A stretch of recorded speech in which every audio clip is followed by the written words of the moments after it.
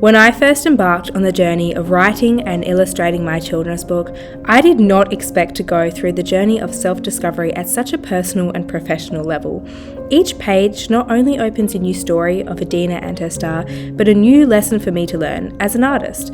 I do not plan these lessons in advance, as some of you may think. They unfold in the difficulties, the uncertainties, and the triumphs that each page presents itself, whether that is through the technical skill of watercolour, the subject medium, or perhaps even the story itself. Good afternoon, guys. Welcome back to my channel, or welcome to my channel if you're new here. Hey, my name's Chantal. I am a watercolour artist and illustrator, and I'm currently taking you along the journey of writing and illustrating my children's book, Adena and Her Star. It all started when I sent my art portfolio nearly 2 years ago now to over 100 creative agencies, directories, publishers looking for work as an illustrator, and I didn't hear back from a single one. Well, the ones I did hear back from didn't want to work with me, and I was outright rejected. So I decided then and there that I was to write and illustrate my own children's book, and that is how Adena and Her Star came into fruition. And right now we are exactly 1/3 of the way through illustrating the book. We are 10 pages in and there's 30 altogether, so I thought it would be a really great time to do a reflection, a recap to see where we first started and where we are now. But before we dive into our recap, I have some very exciting news that I want to share with you. So I have the goal to self-publish this book, and before I self-publish this book, I will be opening up pre-orders, probably around 3 months before I open up my book to the world, and the pre-orders will be open for about a month. However, I have an exclusive pre-order club called ADENA'S, and if you sign up for $1, you get into a newsletter and you get into my little Instagram where you learn about the lore, the behind the scenes, the process, and you also get 1 week exclusive access to the pre-orders where you get an extra little map or a bookmark. I haven't decided yet. But what the exciting news is that I have been seeing so many people create snail mail clubs where you send out a print or a postcard or a poem every month, and I was like, what if I created, this is so exciting, what if I created Adena's mail? I'm so excited because I would be sending you a limited edition, like official merch for the book.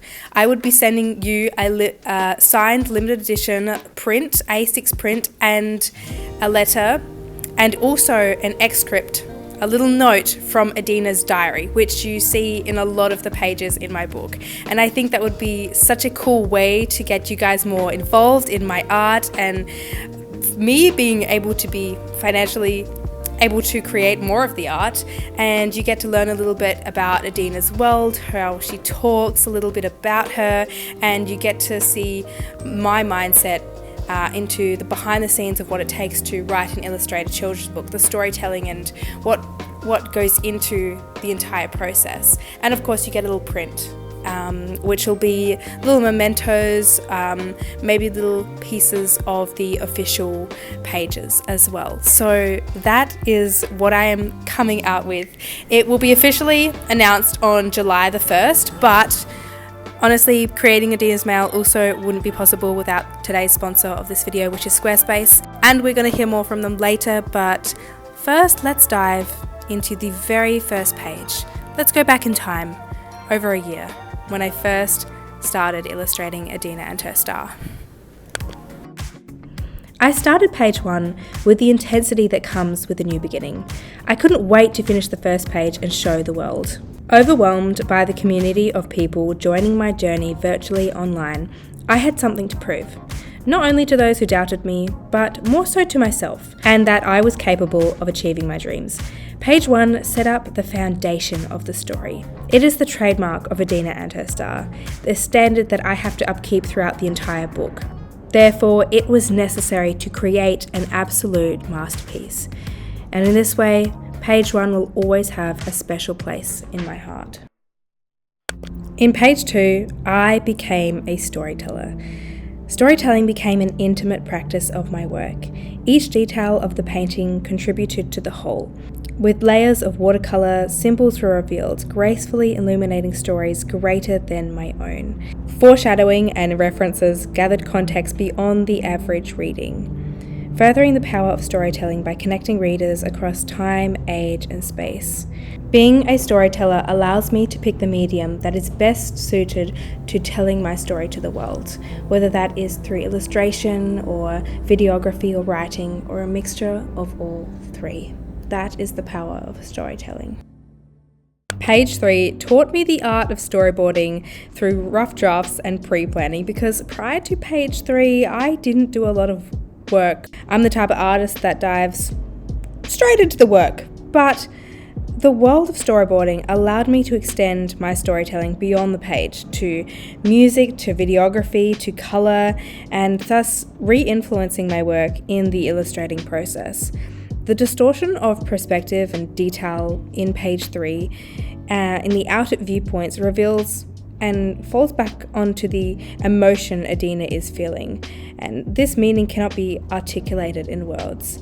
And the discomfort of using my least favourite colour, blue, honestly allowed me to create magic, and this has become one of my top favourite pages in Adena and her stars thus far. In page 4, I found myself undertaking the huge task of embracing the dark, both figuratively and literally. If you are familiar with my work, you would know that I usually opt for light, low contrast pastel colours, choosing details over big washes. Nevertheless, I cannot choose what to paint on the next page of my book. I have to follow the story. And big washes scare me. Details I can control, but big washes mean that I have to learn the art of water bending. With limited big brushes in my utensils, I embark on the impossible, creating a smooth gradient at arm's length. But I believe when we set our mind to something, perhaps we can achieve the impossible. Page 5 greets me like a slap in the face. Never before have I painted anything other than landscapes or portraits. But here, in page 5, we find ourselves inside Adena's room, and I must embrace the four walls. This page may be the most technically difficult page yet. I don't know how to create gradients across the folds of fabric, how to jump across the gap in my skills and upkeep the quality of my work in a room. Everything is new and unfamiliar, but with multiple layers of watercolour, lots of practice, I build the side plots, the sub-stories, and the foreshadowing hiding behind the dim lights of Adena's room. Page 6 gives me a second chance and allows me to learn from all the mistakes I made in page 5. However, whilst I paint this page, I feel the fear of failure creeping upon me, about to swallow my presence whole. What if my hard work doesn't pay off? What if this book isn't my breakthrough? What if this book doesn't amount to the success I dream of? There is a lot of pressure to paint page 6 correctly. We break through the setting to our inciting incident. It is this point in the book where the story really begins, that we have to capture Adena's emotion perfectly in order for us to impact the reader in the right way. Page 7 inspires me to focus on my flaws and take my practice to new heights. There is a fine line between practicing realism and overcoming my flaws, whilst also staying true to my voice and my art style. What does my story really need? What is necessary and what is not? Just like Adena's room, I've never painted a kitchen before.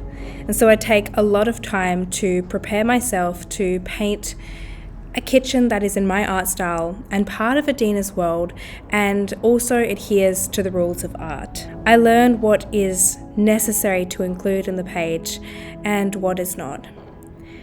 Perhaps what is considered a flaw may be my greatest strength of all.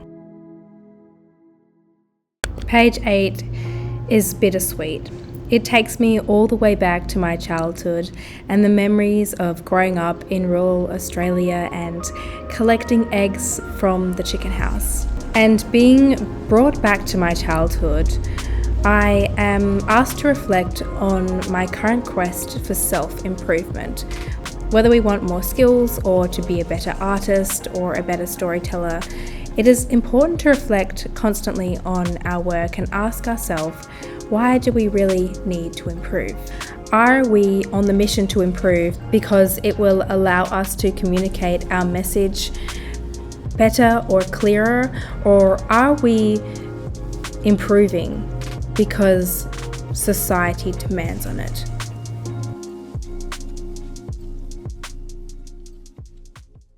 Page 9 is the first page in the first spread of Adena and her star, and asked me, what does it take to become a great illustrator? As I go along the journey of illustrating Adena and her star and bringing her world and character to life, I uncover that to be a great illustrator, I need to know purpose. Everything has purpose, and nothing is there by accident, from the way the sun shines to Adena's outfit. Great illustration contributes beyond its initial intention and inspires beyond its target audience. For me, great illustration holds its ground, it's confident in its strokes, and it takes risks where others would falter. And page 10 pushed me to dream big, to dream bigger than I'm currently dreaming, because my big dreams allow me to find purpose in my life. They push me to be the best possible artist, and they allow me to reflect on my values as a human.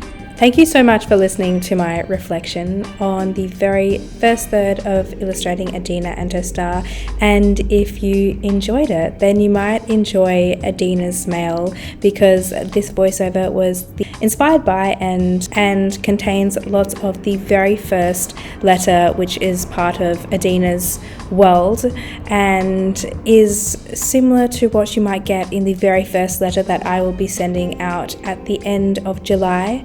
And I've linked it in my description if you want to sign up. Feel free, no pressure though. And I also, before I end this video, want to thank our sponsor, Squarespace. I do just want to say thank you so much to our sponsor, Squarespace. Squarespace is an all-in-one online platform that you can customize to your own small business, whether you have an online shop or a service business, or you just want to show your portfolio as an artist online. Squarespace has it all. You can really customize it to your own brand identity. They have hundreds of different templates that are really easy to customize to your own aesthetic, and whether you want something more advanced or more simple, they've got you sorted, and there's no coding involved, because you know me, I'm an artist, I don't have time to learn every new skill that's out there. So if you have no knowledge about website building, it's super easy. I think the very first time I used Squarespace a couple of years ago, it took me just a couple of hours to set up my very first website. At the moment, I'm just about to upgrade my plan. So they have, I think, 4 different plans that you can choose from if you're a small business. Whether you want something really simple or whether you need something that is very high end, I'm just about to upgrade my plan from basic or business to, I think I'm on the business plan at the moment, which allows me to set up an online shop. But as you guys just know, I did just launch Adena's Mail, which is a subscription base, and because I don't want you guys to be having to pay the entire 12-month subscription in one go, I am upgrading my Squarespace plan. And if you'd like to check them out yourself, you can go to squarespace.com/Chantal Leonhardt, and you can put in Chantal Leonhardt at checkout to grab 10% off. Thank you so much, Squarespace, for helping out my small business and for allowing so many other people to grow their small business as well. Make sure you check them out. The link is in the description. And thank you so much for watching this video. I will see you in page 11, which is right here before me. Haha.